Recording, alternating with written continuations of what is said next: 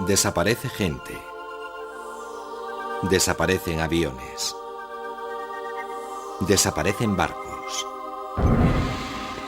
¿O no? ¿Estas desapariciones son accidentes?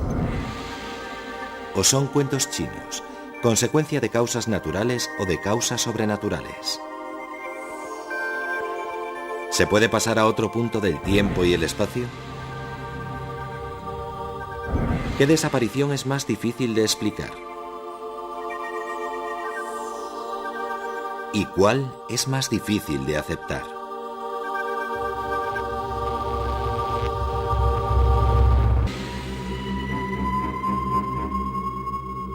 El 23 de septiembre de 1880, David Land salió de casa y se adentró en su finca. Saludó al juez local que pasaba por allí. Al cruzar la finca se volvió hacia su mujer y sus 2 hijos, y entonces, a la vista de los 4 testigos, David Land se volatilizó. No había agujeros en el campo, ni ninguna indicación de cómo pudo desaparecer. Solo se encontró un rastro. La primavera siguiente, Sarah, la hija de Land, descubrió un círculo de hierba seca justo donde había desaparecido su padre. Algo le hizo llamar a gritos a su padre creyendo oír un grito ahogado de él. Se esfumó y nunca se supo más de él.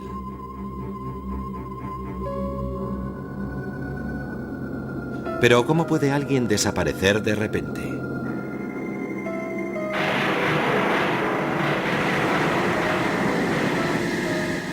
¿De verdad pueden desaparecer personas y cosas sin dejar rastro, llevadas de nuestro mundo por algo sobrenatural? Para buscar la verdad hay que preguntar a los testigos, que siguen sin poder creer lo que vieron con sus propios ojos.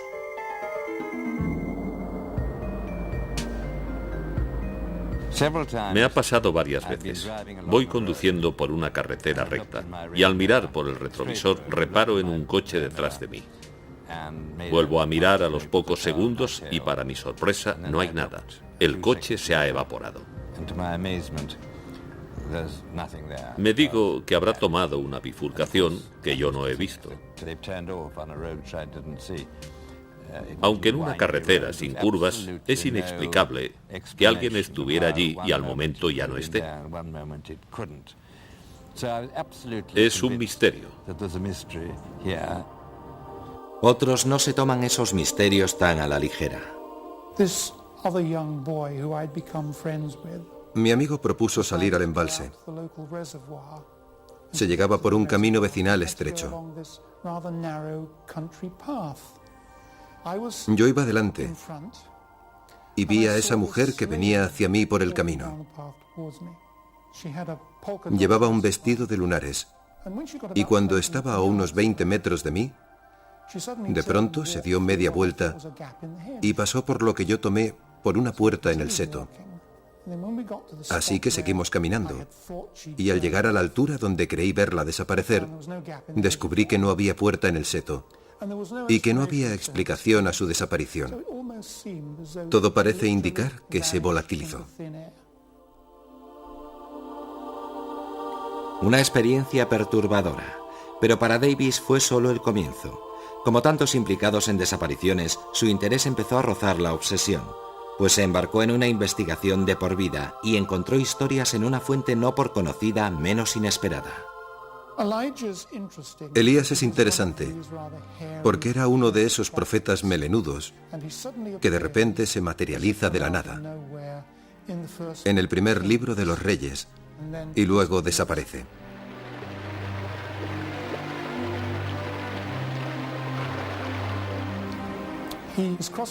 Está cruzando el Jordán con su discípulo, y al llegar a la otra orilla, descienden del cielo eso que llaman un carro de fuego y caballos de fuego. Y al mismo tiempo un tifón parece llevarse a los cielos a Elías, que desaparece. ¿Fue un fenómeno meteorológico o una desaparición sobrenatural? Los tifones no se llevan así a la gente, salvo en la Biblia, claro. Muchas veces, una desaparición va acompañada de oscuridad. Puede deberse a un eclipse de sol o a una fuerte tormenta. Eso no desalentó su investigación.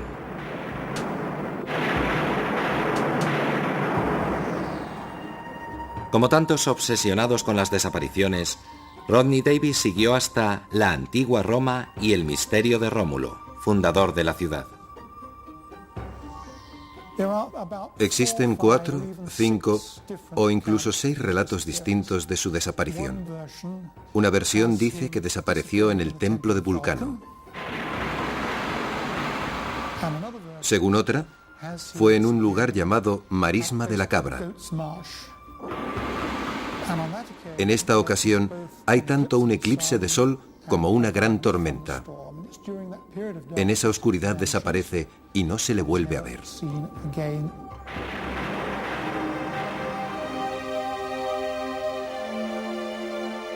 Esas historias de dioses y héroes tienen más de mito que de realidad.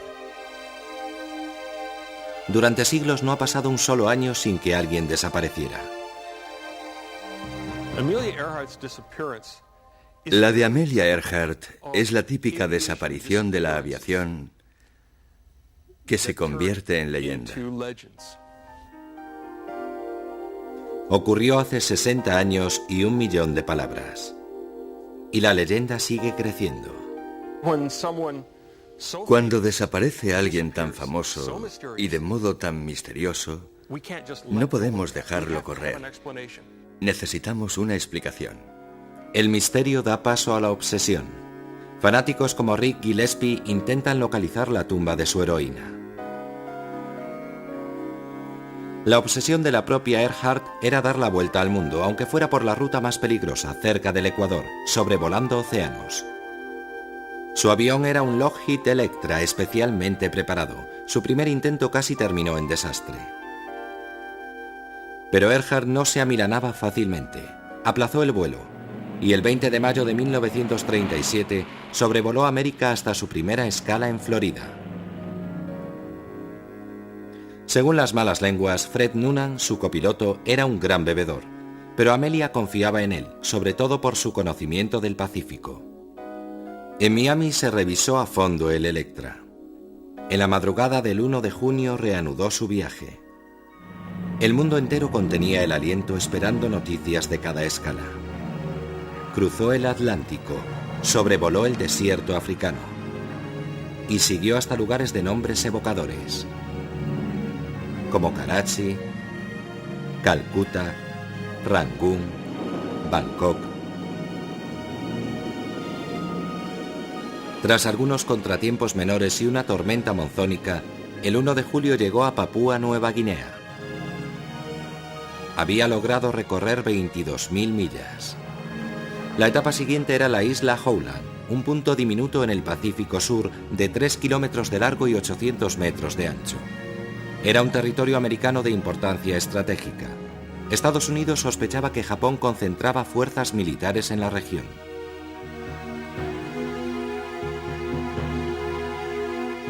Amelia sobrevolaría el polvorín. Ignorando el peligro, el 2 de julio el Lockheed de Amelia despegaba para cubrir las 2.500 millas hasta Howland. Confiaba en sus instrumentos, en Noonan y en la suerte. A las 15 horas de vuelo, los operadores de radio captaron un mensaje.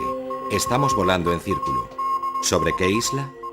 A las 5 horas otra señal indicaba que seguía buscando. No contestó más mensajes. Amelia Earhart, Fred Noonan y el Electra desaparecieron sin dejar rastro.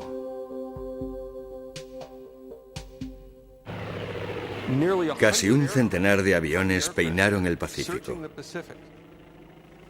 No encontraron nada. Durante la búsqueda, se creyó oír sus llamadas de socorro. Se esperaba encontrarla en cualquier momento. Pero no fue así. Se pusieron muchas esperanzas en el rescate y en el éxito de tanto despliegue naval, pero fue inútil. Lo único que aparecieron fueron rumores. Se barajó su captura por los japoneses, o que hubiera partido en misión de espionaje. En los años 60, un equipo de periodistas americanos encontró testigos en Saipán. Hablaron de un avión que cayó al mar y de un hombre y una mujer cautivos. Saipán estaba dentro del área de autonomía del avión, pero no había pruebas concluyentes. Entonces Gillespie tropezó con algo que otros habían pasado por alto.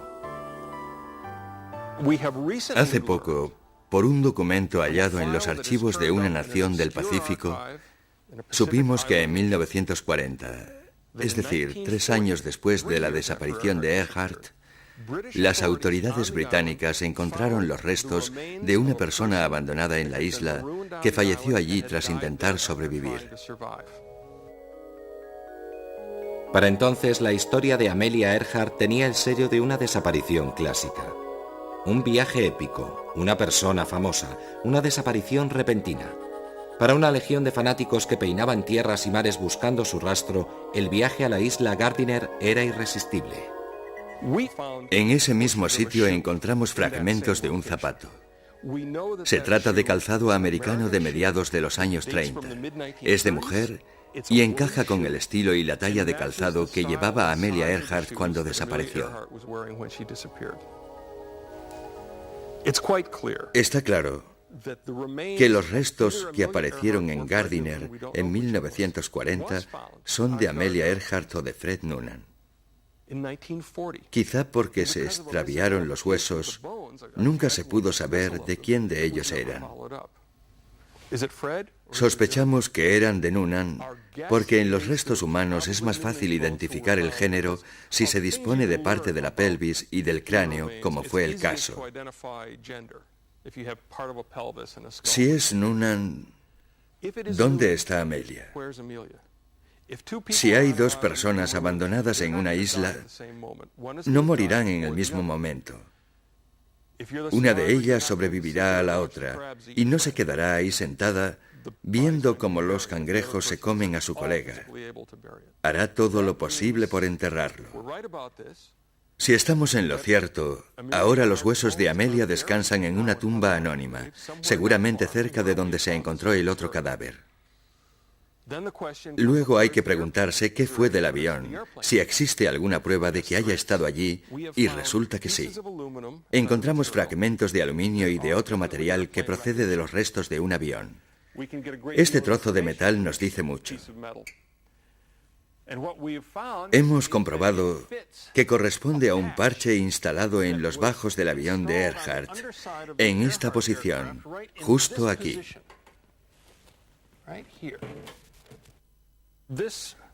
Este fragmento es plexiglás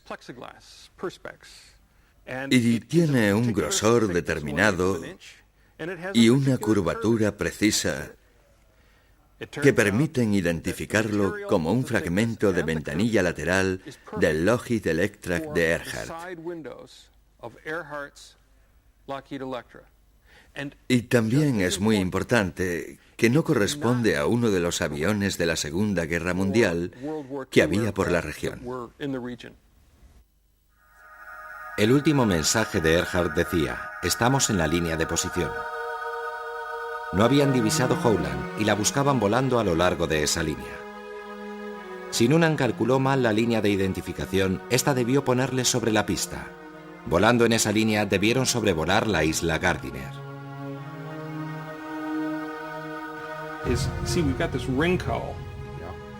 Rick Gillespie seguirá buscando el avión y los efectos personales. Puede parecer de mal gusto, pero necesita pruebas para resolver el enigma. Aún hoy, 60 años después de su fatídico vuelo, Earhart sigue siendo un ídolo capaz de inspirar a otros. La aviadora americana Linda Finch consiguió su objetivo, dar la vuelta al mundo en 2 meses y medio. Pero Amelia Earhart no es la única americana famosa desaparecida entre una nube de rumores.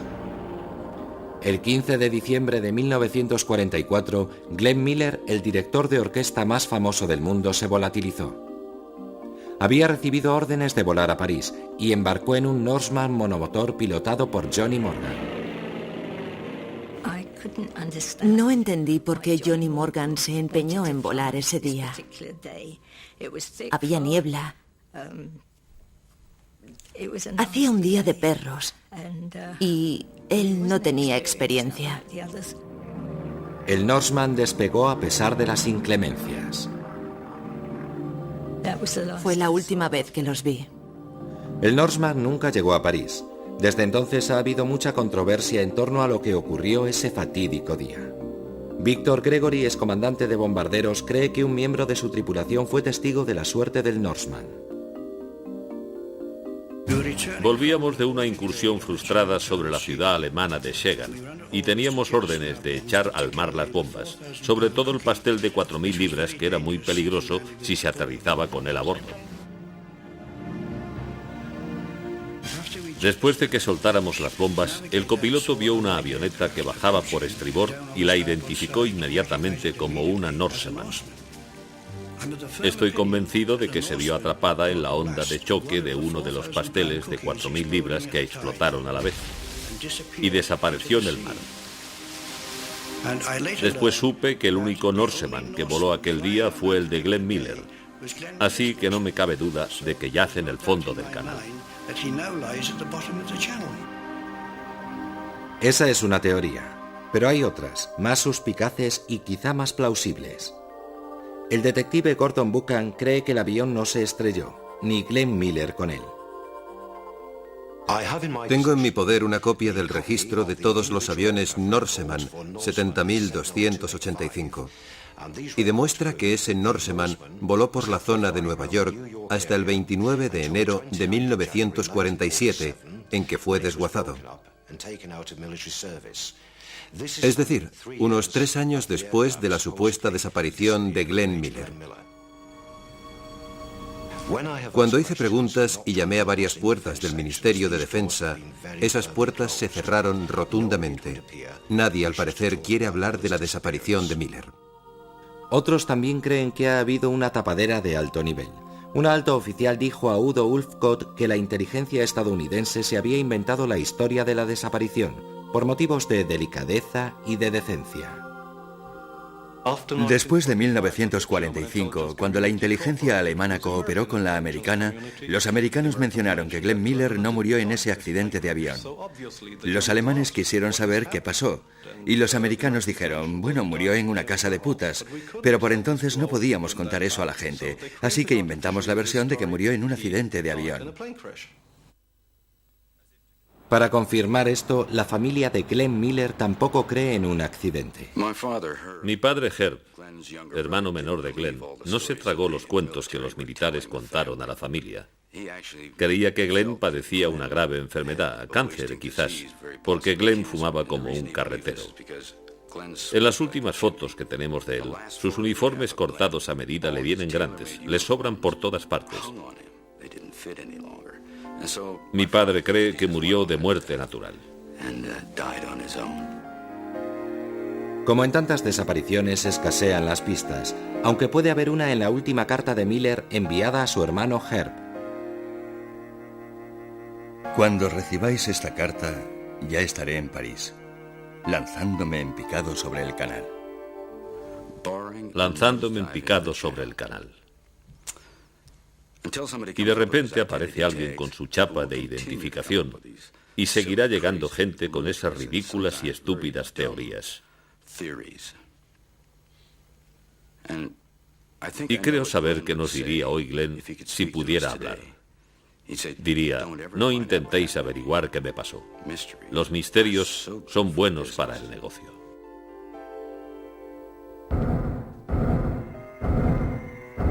El sexo y la fama son ingredientes explosivos en las desapariciones, tanto como el poder. John Stonehouse era un político ambicioso que hubiera podido llegar a primer ministro británico. La alarma sonó cuando, estando de vacaciones en Florida, no se presentó a un mitin que iba a dar. No apareció, ni tampoco a cenar.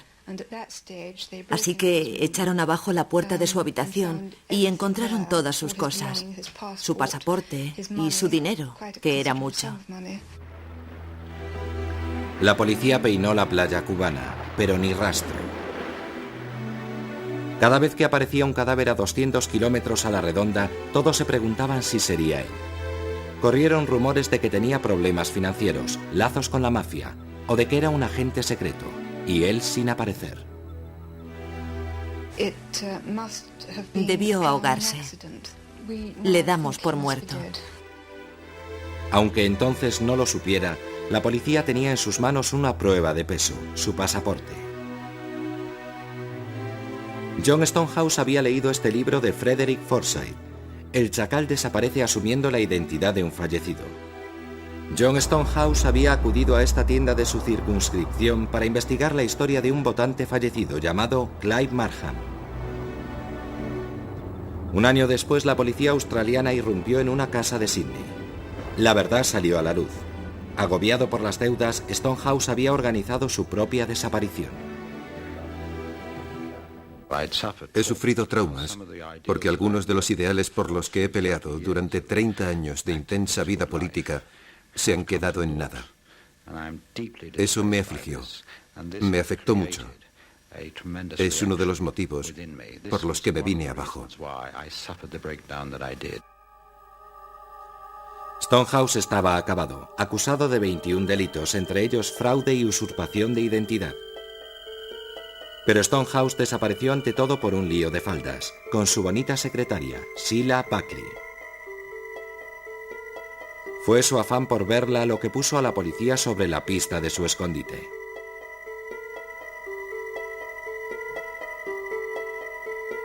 A los 11 años del misterio, Stonehouse desapareció definitivamente. Caído en desgracia, arruinado y olvidado, murió junto a Sheila Buckley, la amante por quien renunció a todo, incluso a su propia identidad.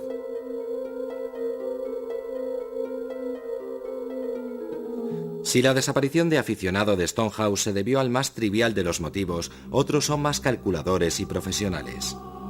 La pista la encontramos de nuevo en el título de esa novela de Frederick Forsyth, pero esta vez la desaparición es mucho más siniestra. Durante los años 70 y 80, las ciudades europeas se convirtieron en blanco de las acciones terroristas de varios grupos clandestinos. Era evidente que alguien intentaba poner sobre el tapete mundial la cuestión palestina, pero cuando se disipaba el polvo de las explosiones ya no estaba. Ocurrió de repente.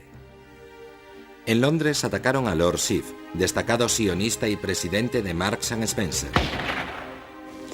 Se abrió la puerta del baño y entonces vi una pistola. Eso fue todo. Entonces, en 1975, se produjo el ataque más audaz en la sede de la OPEP, en Viena. Hubo 3 muertos y se tomaron 11 rehenes, entre ellos algunos ministros. Los liberaron tras un vuelo al norte de África. ¿Quién era el cerebro? ¿Esta oscura figura que estrecha la mano de un prisionero y abraza al ministro venezolano del petróleo?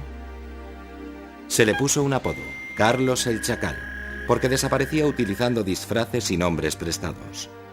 Una redada en un piso franco de Londres permitió dar con una pista. Una anotación en un libro que apareció en un arsenal dio a la prensa el verdadero nombre. Por fin el Chacal tenía una identidad. Illich Ramírez Sánchez. Quería ser una estrella y tomó la vía del terrorismo para lograrlo.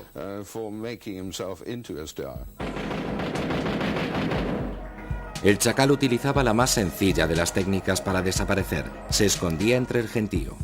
Aunque lo buscaban en Europa, frecuentaba pisos francos en Inglaterra y Francia y se escurría cambiando de identidad y de pasaporte. Solo durante los años 70 usó más de 20 identidades distintas. Y tenía amigos secretos e influyentes. Si se estrechaba el cerco, contaba con apoyos suficientes para desaparecer en Europa del Este o en Oriente Medio. Pero la perseverancia del periodista David Yallop acabó dando con él. Es el hombre más buscado del mundo, número 1 en la lista de Interpol desde 1975. Bueno, pues está aquí, en Damasco. Digan lo que digan, Assad o Ali-Dubar, jefe de los servicios secretos, sé que está aquí. En agosto de 1994 le abandonó la suerte. El hombre que durante 2 décadas despistó a la policía fue detenido en una clínica de Jartum cuando estaba anestesiado. Las fuerzas de seguridad sudanesas lo entregaron a Francia. A finales de 1997 fue condenado a cadena perpetua por matar a 2 agentes franceses. Carlos no volvería a desaparecer. La mayor parte de las desapariciones humanas se pueden explicar por sentido común o fuerzas naturales, pero hay algunas que desafían toda lógica y parecen sobrenaturales. Algunas de las más sonadas se han producido en la costa sudeste de América, una pequeña zona famosa por sus inexplicables desapariciones, el llamado Triángulo de las Bermudas. Hay docenas de relatos de barcos, aviones y personas desaparecidas en extrañas circunstancias, como el Witchcraft. El 24 de diciembre de 1967, a una milla de la costa de Miami, un Buoy 7, un yate de recreo, se hizo a la mar con el propietario y un sacerdote a bordo. Al poco emitió un mensaje de llamada urgente al guardacostas. Este tardó unos 20 minutos en alcanzar su posición, pero cuando llegó a la zona, no quedaba rastro del yate. Hacía muy mal tiempo aquella noche. Debieron pensárselo 2 veces antes de salir. Era un barco pequeño, de noche y con mala mar. Para mí no tiene nada de misterioso. Por cada convencido de la existencia del Triángulo de las Bermudas, también hay un escéptico, como Larry Kuss. Cree que muchos de los misterios tienen una respuesta lógica, como el caso del Rubicón, que apareció a la deriva frente a la costa de Florida con solo un perro a bordo. Se desató sobre La Habana uno de los huracanes más fuertes de todos los tiempos. El Rubicón estaba en el puerto, sus amarres se rompieron y el barco salió a alta mar a la deriva hasta que dieron con él.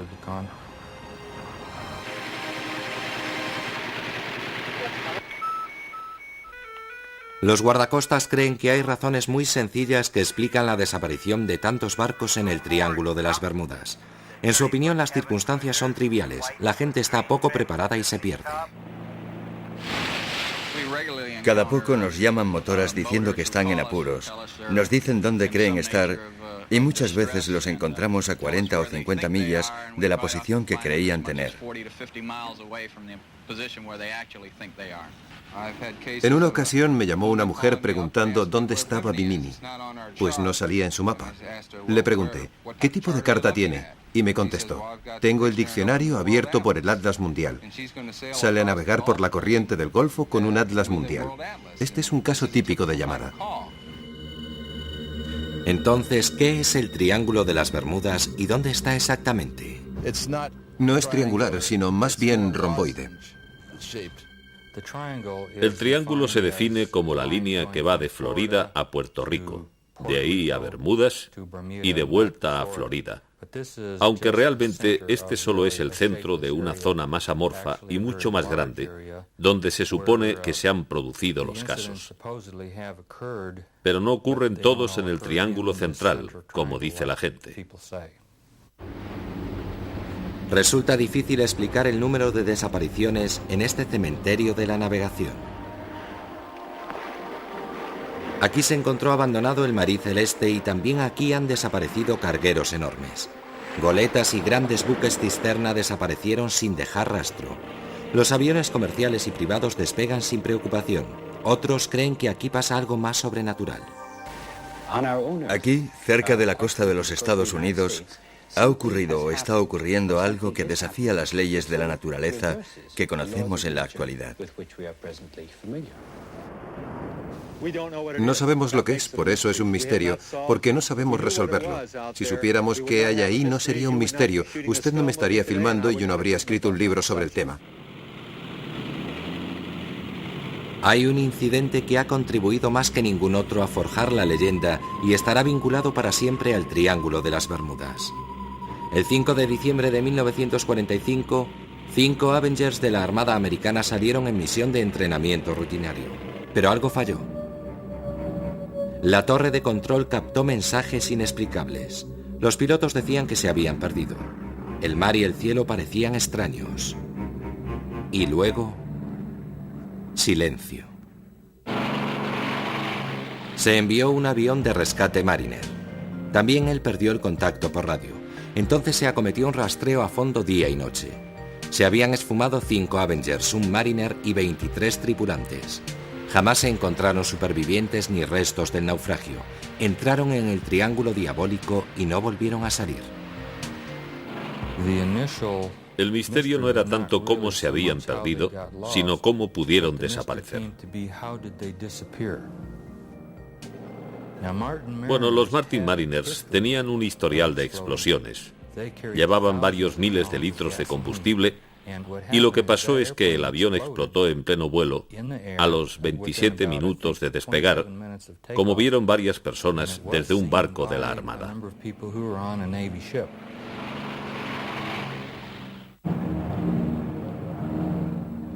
¿Y qué pasó con los 5 Avengers? Se perdieron, se quedaron sin combustible y cayeron al mar antes de que llegara el socorro.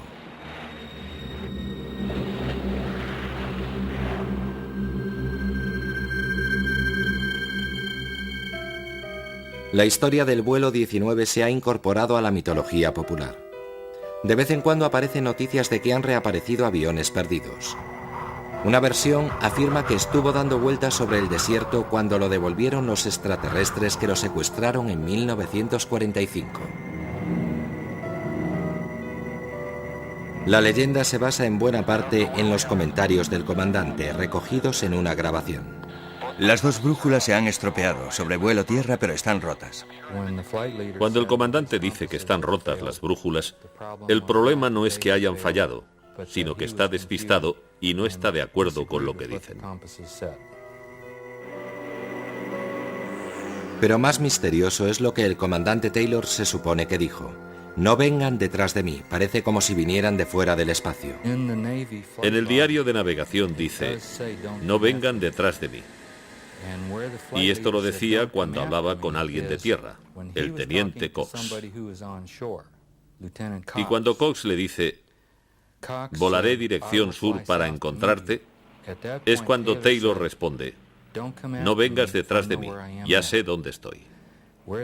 En 1945, cuando Taylor dice, parece que vienen del espacio exterior, la gente normalmente no hablaba de ovnis. Desde 1947 hemos recibido y analizado entre 1.000 y 2.000 informes procedentes de todo tipo de fuentes. Hemos podido explicar satisfactoriamente la inmensa mayoría.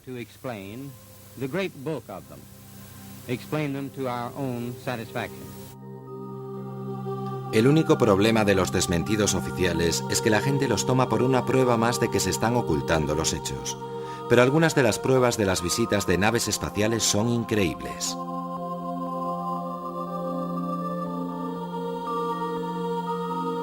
Aunque en la mayor parte de los casos existe una respuesta natural o racional, cada vez hay más casos inexplicables por la implicación de ovnis en la desaparición.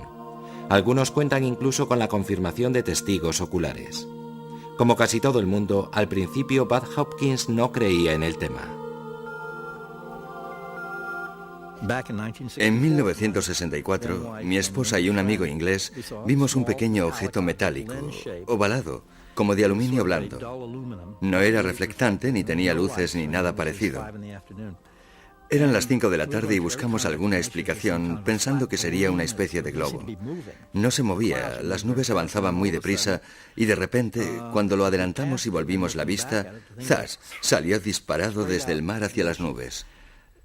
Bajamos corriendo del coche y nos quedamos mirando. Uno de nosotros dijo, será uno de esos ovnis. De golpe me di cuenta de que si era lo que parecía ser, teníamos visita, y el episodio se convertía en el hecho más importante de la historia. Era un objeto sólido, y creo que venía del espacio. ¿Qué estaba pasando? ¿Por qué desaparecía la gente y volvía a aparecer a los pocos minutos?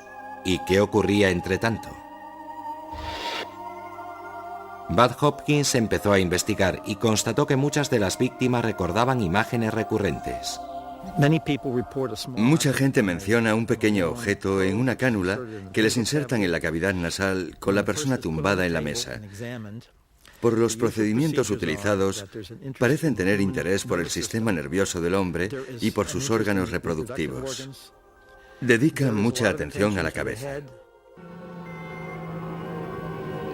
Esta explicación de que la gente desaparece un rato para que los extraterrestres puedan examinar la humanidad puede parecer increíble, pero Hopkins cree que hay casos fuera de duda. El caso de abducción más importante que conozco es el de Linda Cortilla. Ocurrió en Nueva York en noviembre de 1989. Linda recuerda haber percibido una presencia en la habitación justo antes de dormirse y sintió que sus piernas y luego su cuerpo se iban paralizando. Reconoció lo que era por experiencias anteriores, así que abrió los ojos y vio una pequeña figura gris con una cabeza grande de pie junto a la cama. Entonces perdió el conocimiento. Después recuerda haber salido flotando por su ventana del 12º piso en un rayo de luz azulado y subir por un ascensor invisible hasta la nave que aguardaba arriba. Recuerda estar tumbada en una mesa, lo que pasó dentro de la nave, etc., y cómo la devolvieron a su piso. 15 meses después, recibí una carta de 2 hombres que decían ser policías y después reconocieron que eran agentes de seguridad del gobierno, diciendo que estaban en un coche aparcado debajo de la autopista federal, muy cerca del apartamento. A las 3:15 de la madrugada avistaron un ovni sobre el edificio que de pronto encendió las luces y emitió un rayo azul descendente. Vieron 4 figuras en posición fetal salir flotando de la ventana del piso 12. Luego se desplegaron. Una era una mujer en camisón blanco y las otras 3 figuras no eran humanas.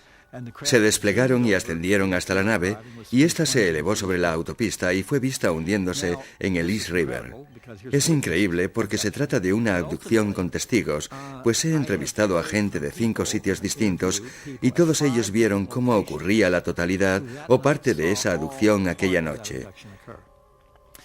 Por ejemplo, una mujer contaba que su coche se detuvo en el puente de Brooklyn, se apagaron los faros y de golpe vio esa luz brillante sobre el edificio de apartamentos y se dio cuenta de que era una nave y vio las figuritas desplegándose por la ventana. Me dijo, era tan real que parecía un truco. Creí que estaban rodando una película con efectos especiales. En este caso hay testimonios de 20 personas. Así que hay que descartar una explicación psicológica, pues como dijo Linda, si estaba alucinando, ¿cómo vio tanta gente mi alucinación? Los ovnis no son la única fuente de relatos que parecen más extraños que la ficción. ¿Qué hay de la capacidad de desaparecer volviéndose invisible? ¿Puede ocurrir? La psicoterapeuta Donna Hybe cree que es posible y tiene varios ejemplos. Han salido a la luz muchos casos de invisibilidad espontánea. Primero fueron 1 o 2, pero luego me quedé atónita al descubrir que eran muchos. La gente contestaba a mi encuesta desde todos los rincones del mundo. Por ejemplo, Adrienne, en Lancashire, Inglaterra. Una noche entró en un bar con un amigo y este tuvo que ir al baño. Ella esperó sentada en el bar. Cuando volvió del aseo, él la buscó. No la vio. Cogió algunas cosas que tenía en la barra y salió corriendo del bar. Ella se quedó allí, preguntándose qué le pasaba, y al poco su amigo volvió a entrar y le preguntó dónde se había metido, qué le había pasado, y ella le contestó, «Pero si no me he movido de mi asiento». Y él dijo, «Imposible, vine aquí y no estabas».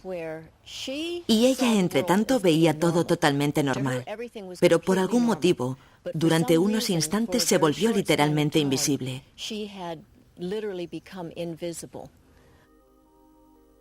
En otra ocasión, esta mujer quiso comprobar su sensación de que era invisible. Así que entró en el aseo de caballeros. Diciéndose que si no la miraban allí, no la mirarían nunca. Y dice que nadie la vio. Dejando a un lado los ovnis y lo paranormal, ¿Existe una base científica para las desapariciones? La idea de Einstein era que es la materia, la energía materializada, la que induce la curvatura del espacio y el tiempo. Según Einstein, teóricamente es posible viajar en el tiempo. Entonces, ¿podría desaparecer una persona al viajar al futuro? Para que esto funcione, Einstein sugirió un concepto asombroso, llamado antimateria. Si tuviera gran cantidad de esta antimateria o densidad de energía negativa, podría producir una deformación del plano temporal. Al provocar esta curvatura negativa del espacio y el tiempo, este se vuelve más lento y permite hacer cosas que aterrarían al más entusiasta de la ciencia ficción. Hawking dice que si pudieras provocar este efecto, no es tanto que pudieras retroceder en el tiempo, sino que podrías ir al futuro a un ritmo distinto. Esta deformación del tiempo podría tener que ver con los llamados túneles del tiempo, que pueden conducir a la desaparición al conectar dos momentos en el tiempo producidos en el mismo punto en el espacio. Nuestro universo es tridimensional, pero podemos imaginar que es bidimensional como esta hoja de papel. Y si vivimos en Pasadena, aquí, y aquí está Londres, hay miles de kilómetros entre las dos. El universo es curvo, así que a través del hiperespacio, la distancia de Pasadena a Londres es solo de unos metros. Y aquí está este pequeño conducto, este túnel que nos llevará de Pasadena a Londres por esta distancia tan corta. Imaginemos un túnel con una boca aquí y otra allí. Hay tres posibilidades de distorsión del tiempo. La primera sería que si meto el brazo por esta boca, aparece por allí al mismo tiempo. La segunda posibilidad es que cuando meto el brazo por este agujero, sale por allí al cabo de algún tiempo. Y la tercera es que si entro por este agujero, salgo por allí antes de haber entrado. Veamos cómo funciona. Sea cual sea el camino, esta deformación del plano temporal provoca una desaparición. Viajar por el tiempo entra dentro de lo posible, pero en ese caso estaríamos invadidos por turistas del futuro. Un tipo extraordinario. Lo llama predicción cronológicamente segura. Protege la historia. Vamos, que no puedes volver al pasado y matar a tu padre y a tu madre, porque entonces no existirías. Sería una contradicción. Quizás se pueda retroceder en el tiempo, pero aún no ha llegado nadie desde el futuro a nuestra era, porque el futuro está muy lejos, y cuanto más retrocedes, más caro te sale. También puede que ya estén aquí y no los veamos, que lleven capas invisibles o algo así. Si son tan listos y con una tecnología tan desarrollada, ¿por qué no puede ser? También puede que estén aquí y los veamos, pero les demos otro nombre, como ovnis o fantasmas o... Para que se pueda viajar en el tiempo, se necesita tanto la relatividad general, que describe una estructura del universo a gran escala, como la mecánica cuántica, que rige varias pequeñas escalas. En su formulación actual, estas dos teorías son incompatibles, así que debemos encontrar otra que las concilie. Quizá la respuesta esté entre la física de los cuerpos grandes, como los planetas, y las fuerzas diminutas que afectan a los átomos. Si existen los viajes en el tiempo, causarán desapariciones en los túneles del tiempo. Una deformación del tiempo. La teoría de que entras en un túnel del tiempo, desapareces y sales en un punto distinto del tiempo y del espacio. Es inverosímil, pero en principio esas cosas están ahí, en la teoría. Creo que dentro de 10 o 15 años conoceremos todas las leyes del punto de gravedad. Mi pronóstico, y estoy dispuesto a apostar fuerte contra Hawking, aunque él no querrá, es que cuando tengamos esas leyes dirán que no se puede hacer una máquina del tiempo y retroceder en el tiempo nunca. No apostaría contra la existencia de máquinas del tiempo. Puede que mi oponente haya visto el futuro y conozca la respuesta. Hasta los matemáticos aceptan que el concepto de viajar en el tiempo es inverosímil, pero teóricamente posible, sobre todo si va asociado a la parte más normal y potente de la vida cotidiana, las emociones. Es posible que bajo su aspecto sobrenatural sean las emociones intensas, la tensión, la ira, el miedo, las que anulan de algún modo las fuerzas de cohesión de los átomos y del cuerpo de la persona. Si las interfieres, dejas como una desilusión que puede estar asociada a la teleportación.